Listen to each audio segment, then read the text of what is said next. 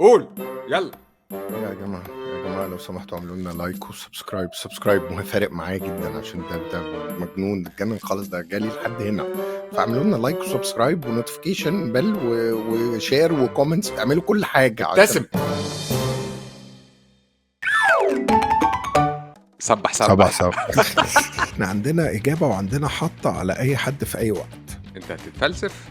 أنت ما بتفهمش حاجة. ده حاجة ماكيافيليان جدا. ده السيجارة كانت كابسة جامد بقى جامد. لما الدنيا تكبس علينا احنا نعمل بالانس في الثبات. صبح صبح يا مش افندي. صبح يا أستاذ سمسم. انا متلخبط. ليه بقى؟ هو الضنا غالي ولا لو جالك الطوفان حط ابنك تحت رجليك؟ سؤال وجيه. ولا هي الناس مقامات ولا كلنا ولاد تسعة؟ ولا هو اللي سبق اكل النبأ ولا إيراد حظ ولا فدان شطارة؟ أيوة، ولا هي حلاوتها في حموتها ولا اتقل تاخد حاجة نظيفة؟ ولا لبس البوسة تبقى عروسة ولا ايش تعمل المشطة في الوش العكر؟ جميلة قوي دي. دي بتعور جامد. دي ولا بتعور. هو خير تعمل شرا تلقى ولا تعمل الخير وترميه البحر؟ ما هي أيوة، هي دي ملخبطة قوي الحاجة دي، يعني هي كل مثل وتضاده. أنا شايف إن هي ليها علاقة بالشخص. دلوقتي أنا بحبك، فهيبقى المثل الحلو هو اللي بيتقال عليك. أنا ما باحبكش، يبقى المثل الوحش هو اللي هيتقال عليك. ده حاجة ماكيافيليان جدًا. دي حاجة كده موجودة عندنا في التراث بتاعنا، إن هو إحنا عندنا إجابة وعندنا حَطّة على أي حد في أي وقت. تيجي كده وتيجي كده. أيوه بالضبط كده. هي الله ينور عليك. بغض النظر عن التفسيرات الفلسفية والسيكولوجية في الموضوع ده، أنا عندي تروما من الأمثال دي. ليه؟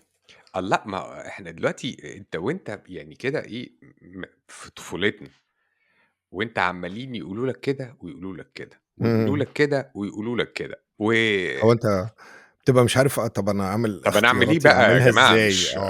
يعني أستعجل في الحاجة والّا أتريث؟ وبعد عشان كده حلاوتها في حموتها والّا أنا كل أنا تأخيرة وفيها خير؟ يعني أمشي إزاي؟ أنا كانت أحد مشاكلي الأساسية عندنا وأنا عيل صغير، كل ما آجي ألبس، لأ، أنت كُل اللي يعجبك والبس اللي يعجب الناس، وبعد كده آه. تيجي نقعد على السفرة عشان نتغدى والّا نتعشى، كُل اللي قدامك. أيوه. الله! كل اللي قدامي مش قُلتوا كل اللي يعجبني، أنا مش مش قُلتوا إن أنا آكل اللي يعجبني يا والبس جماعة زي ما أنتم عايزين؟ مش ما أيوه صح. ارسوا على حل، قولوا لي أيوه، يا أيوه. يعني ما ينفعش اللخبطة دي. لأ، ما فيش حل، إحنا ما عندناش حل، إحنا عندنا بس جملة وعندنا حاجة تتقال لكل مقام مقال، صح كده؟ وهُم اللي يقولوا. وهُم اللي يقولوا. آه، أنت ما بتفهمش حاجة، أنا أنت ما ما بتعرفش بافهمش حاجة، حاجة. أنت تمشي ورا الأمثال. هو دلوقتي هُم عايزينك تتريث، فكل تأخيرة وفيها خيرة، أيوه، وفي وقت أنت مرحرح ومفخد، فلأ. خير البر عاجله. خيل البر عاجله يا معلم، أو عايزينك أنت ت ت تكربجوك شوية، فهي كانت حسب ما الناس عايزة منّك إيه، والموقف محتاج إيه. إحنا اتربينا في فترة كان لسه فيها الcollective concept. إمم. كانت الفردية مش بالشكل اللي موجودة فيه دلوقتي. طبعًا. فكان الكبار بيقولوا لنا وأنت ويقول لك الحاجة وعكسها وأنت لازم حاضر. وتمشّيها حسب الموقف. دلوقتي إحنا طالعين بقينا دلوقتي في وقت الفردية فيه هي المركزية بتاعة المجتمع. إمم. أنا عايز إيه، حقيقي. أنا آه. نِفْسي في إيه، أنا شايف إيه، وبعد كده يقول لك حقيقتي، أيوه. شعوري، آه. تجربتي. أنت مين يا ابني؟ أنت ولا حاجة أصلًا. ما هو دي بقى الحكمة وال وعمق الحياة والعمق الخبرات. ده عُمق حياة إيه وعُمق ملوخية إيه، ده كلام فارغ، ده أيوه. نصب. لا، لأ، ده عمق ما هو مش في حكمة، مش بقى يقول لك ده راجل كبير، ده عنده حكمة عشان شاف كتير وعمل كتير وعدّى عليه حاجات كتير، فهو شاف ده وعمل ده قبل كده. إحنا طلعنا في وقت كُل اللي يعجبك والبس اللي يعجب الناس، ولا كنت بتاكل اللي يعجبك ولا بتلبس اللي يعجبك. دلوقتي الواد عندي بياكل اللي يعجبه ويلبس اللي يعجبه وأنا ومش باقول له مهم الناس حاضر. خالص. مش مش مهم الناس لا قريبين ولا بُعاد، مش فارقة خالص. فين الصح بقى؟ ما هو الصح نسبي. أنت هتتفلسف. أنا باقول لك وجهة نظري إن الصح برضه نسبي، بس في صح لا يختلف عليه الناس كلّها، ما ادّيني أنت مثال. ما يعني ما تقتلش، ما تسرقش، ما هو ده واضح، في إحنا تج مش هنتطرق للحاجات الأساسية، على فكرة إنما أي حاجة تانية الصح نسبي، أنا راجل مطوّل شعري، أنت بالنسبة لك ده مش صح، فالصح نسبي، أنت مش مطوّل شعرك، ومش هتطوّل شعرك عمرك، حتى لو شايفه إنه صح للآخرين، بس هو غير مناسب ليك. هي دي نقطة فلسفية برضه. ما عندكش كده حتّة تقارير فلسفية كده تخدمنا في الموضوع ده؟ أكي أنا كنت ماسك نَفْسي، بس أنت اللي فتحتها على نَفْسك فاستحمل لأ، بقى. لأ بس لمّها، أنا هالمّها وراك، أنا هالِم وراك، أنت خُش وأنا هالِم وراك. بُص بقى يا سيدي، في راجل ربنا يدّي له الصحة ويطوّل من عمره، معاصر يعني، راجل معاصر في وقتنا الحالي، حلو اسمه كويس، سلافو زيزيك.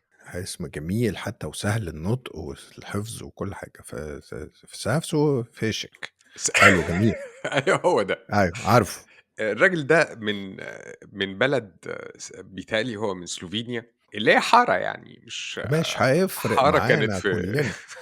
لا هيفرق معانا ولا معايا ولا مع اللي بيتفرّجوا ويسمعوا هو من أنهي داهية كان في بلد ولا اسمها الهوا. يوغوسلافيا، كان فيها راجل اسمه تيتو، كان حبيب عبد في حكاية طويلة، في عك ارجع، في ارجع، الموضوع. أرجع تاني ماله، س ماله فشِك ده؟ جيجك. جيجك، ال اتفضل. بس هو اتكلم عن فكرة الحكمة، فقال لك إن هو الحكمة ده هو بيحتقرها. الله! إيه ده الغباوة دي؟ فيلسوف، قال لك أنا آه، باحتقر الحكمة، ليه يا عم، لإن ليه كده؟ هو شايف إن الحكمة دي هي شكل من أشكال الconformity في المجتمع. طلّع لنا conformity ربنا يخلّيك. إيه conformity دي؟ الconformity دي معروفة، دي بيقولوها دايمًا في القعدات التقيلة. المطابقة، المطابقة الاجتماعية. المطابقة الاجتماعية، فكرة الconformity دي إنّك أنت يعني تشوف المجتمع منتظر منّك إيه، فتعمله. أيوه. هي دي هو هي دي الحكمة والّا هو لأ، ده اللي بيحتقره؟ هي دي التعريف بتاع المطابقة الاجتماعية أو الsocial conformity. أوكي. إنّك أنت شايف المجتمع بيقول لك إيه المجتمع بيقول لك إن إحنا كل الستات تتحجّب، فلمّا كل الستات آه، تتحجّب فدي conformity. هي دي المطابقة الاجتماعية. المجتمع يقول لك إن الرجالة تلبس طربوش وتحلق دقنها كل يوم، إمم، فدي مطابقة أوكي، اجتماعية إنّك أنت تعمل أيوه، كدهوّة فأنت كده. فهو قال إمم، لك إن الحكمة دي هي شكل من أشكال المطابقة الاجتماعية. فعمل آه، تجربة علشان يظهر إزاي الموضوع ده. قال لك أنا ممكن أقول لك كل حاجة وأقول لك عكسها والاتنين يكونوا صح، أو الاتنين هد يدّوك الإحساس بالgravitas. بالقوة والعظمة. اللي هو زي الأمثال كده التضاد اللي كنا بنتكلم فيها حالًا. بالضبط. أوكي، إيه المثل بقى اللي ضربه؟ قال لك يعني أنت لو بصّيت على الحياة هتقول أنت ممكن تقول إن الحياة دي فانية، وإن إحنا نسخّر نَفْسنا لفناء الحياة ده في شكل من أشكال الجهل، وإن إحنا المفروض إن إحنا نفكّر في الخلود. كلام كلام فيه يعجب ناس شكل كتير كبير من ومنطقي الحكمة. لناس كتير، إمم، قال لك لأ، طَب نبُص لعكسها بقى، بس الأداء مهم جدًا. قال أوكي، لك إيه فكرة إن إحنا نجري جري الوحوش ورا الخلود، وننسى اليوم، وننسى الحياة بتاعتنا اللي إحنا بالفعل عايشينها، والمفروض إن إحنا نركّز في الحياة بتاعتنا وما نجريش ورا الخلود. نركّز في اللحظة يعني، في إمم، اليوم أو في الأسبوع، ما نجريش ورا هيحصل إيه بعد أمّا أموت والّا كمان 30 بالضبط. سنة، هو دلوقتي أعيش اللحظة، ده يعني بوهيمي شوية، وده شكل من أشكال الحكمة. آه، ده صح، زيزك طبعًا مجنون، فقال لك لأ أنا هاسرح بقى بيك شوية كمان. إمم، وقال لك هو أنا ليه مشتت نفسي ما بين اللحظة وما بين الخلود؟ طب ما أنا أحاول ألاقي الخلود جوه اللحظة. الله! ده السيجارة كانت كابسة جامد بقى، جامد، الخلود جوّه اللحظة، أيوه جوه اللحظة يا أستاذ. فالخلود كله في آه الكبسولة أيوه. دي، دَوّر على الخلود بقى اللي هو في ثانيتين كده، في الثانيتين أنا وفي خالد اللحظة، لمدة ثانيتين وبعد كده أرجع تاني سمسم. فالخلود مستمر، فده معناه إن الخلود مستمر بقى، إن أنت كل لحظة هتبقى خالدة، آه، فأنت قاعد تخلد بقى وأنت أنت مع نفسك. مستريّح. نرجع تاني بقى للتروما بتاعتي في الأمثال أيوه، المصرية. أيوه. فاكتشفت بعد بحث عميق وفلسفي في الموضوع، إن الحكمة دي نصبايا.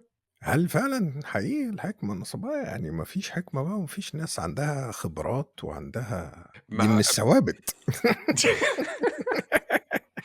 بس الحكمة دي والخبرات والأمثال العظيمة اللي عندنا دي من الثوابت دي، ده بس بس هتبهدل أنا لنا الدنيا كده. أنا بيتهيأ لي أكتر حاجة بالنسبة لي أنا مش هاتكلم بالنيابة عن حضرتك مش أفندي، بس أنا يعني حاسس إن ما بقاش في ثوابت. هو ما بقاش somehow في ثوابت فعلًا. فين الثوابت؟ خلاص مشيوا. ثوابت روّحوا إحنا خلاص. ضحكوا علينا قالوا لنا إن في ثوابت، ما فيش وأنا ثوابت. فضلت طول حياتي ماشي إن هو في ثوابت، أيوه، وبعد كده أيوه. في لحظة حصلت الثوابت مشيت. فين يا جماعة الثوابت راحت فين؟ لأ خلاص مش ما بقيتش عايزها، آه، مش لعبة. بس ما هو ده مش نوع من أنواع الحكمة؟ إن أنت اكتشفت إن ما بقى فيش ثوابت، فهتقول لي للأجيال اللي بعد كده إنه على فكرة يا جماعة موضوع الثوابت ده إيه فيه كلام، يعني يا عفريت. شُفت بقى؟ عم جِكجِك بتاعك ده، عم شكشك بتاعك ده مش برضه إيه، السيجارتين ضبطوا معاه فقال لك بتاع، فهو كل حاجة ما دام كل حاجة ليها تضاد، يبقى شكشك إيه يا عم أنا أنت؟ كمان هاتفزلك أنا كمان. بوجي وطمطم خالص يعني. اسمه إيه، اسمه صعب أوي. سلافو جيجك. سلافو جيش ده بالذمة ده كلام! قُل له بقى ييجي يقرا ترجم له ما دام معاصر ترجم له بقى الأمثال بتاعتنا، وقُل له بُص دي الحكمة المصري بقى، خُد بقى أنت شوف أنت هتفسّرها إزاي دي يا معلم، ده هو شوية الأمثال دي تجيب له لحسة في دماغه أنا أساسًا. أنا نِفْسي أقعد مع الراجل ده بصراحة. لا أنا مش ناقص نِفْسي، مجانين يا نِفْسي، عم هي. نِفْسي. أصل هو كمان لا، هو عنده تَكّات كتيرة جدًا. لا يا آآ عم، قال لك البُعد عن الناس غنيمة. أنا هاخد بقى المثل ده وأطلع بيه عشان لأ يا ابني جيجك معرفة بتاعك الناس ده هيجنني. كنوز. لأ، البُعد عن الناس غنيمة. ومعرفة الناس كنوز. بس مش الناس دي، مش جيجك بقى، شُفت بقى نرجع لإن هي ليها علاقة بالشخص، مين ليها علاقة بالشخص، لا بالموقف ولا باللحظة ولا بتاع، هي ليها علاقة بالشخص، طَب أنا أتعالج واللحظة إزاي؟ أنت مش هتتعالج ولا أنا هاتعالج، إحنا هنقضّيها كده وخلاص، الله! هنقعد بقى نشوف بس اللطيف إن إحنا بنفهم. إن كل حاجة وليها تضاد، وجيجك ده طلع حكيم وأنا طلعت أحكم منّه، عشان أنا قُلت التضاد بتاعه ده دلوقتي، أكيد، ده أكيد. شُفت بقى؟ فاللي نستفيد منّه إن هو كل حاجة بالbalance كده وبالمضبوط بالمعقول هتبقى كويسة، لا تروح كده أوي ولا تروح كده أوي. ركِّب بُص، يعني الحكمة اللي مرّة قالها لي الميكانيكي بتاعي لمّا كنت عايش في مصر، قال لك: باشمهندس أركِّب لك spoiler يعمل لك balance في الثبات." الله أيوه، هو ده بقى، ولا جيجك ولا بطيخ، هو نركّب spoiler يعمل balance في الثبات. خلاص. بس كده، هي وهو ده كده هو ده هتبقى الحكمة اللي نعيش بيها بقية حياتنا. لمّا الدنيا تكبس علينا إن إحنا نعمل balance في الثبات. وصبّح صبّح صبّح، يا صبّح يا برنس. معلم.